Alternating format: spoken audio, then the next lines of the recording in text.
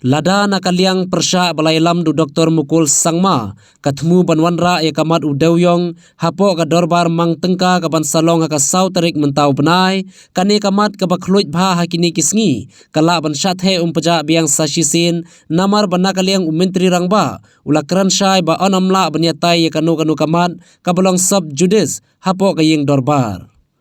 Habai kran bat kilat pathai khubor nakaliang menteri rangba ulai thu baka sarkar MDA kala long kabla penkhre ban pensha yekiman kaba wanra nakaliang persha namar baka dei ka kamram jong ka sarkar banyakran bat pensha yekimat kiba wanra hapo ka ying Dorbar. Can you tell us tomorrow how MDA is prepared? So we're having an MD meeting right now.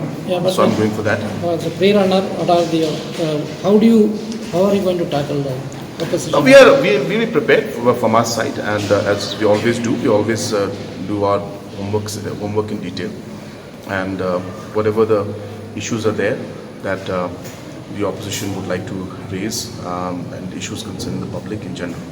Definitely, as a responsible government, it is our responsibility to ensure that we reply and give all the details.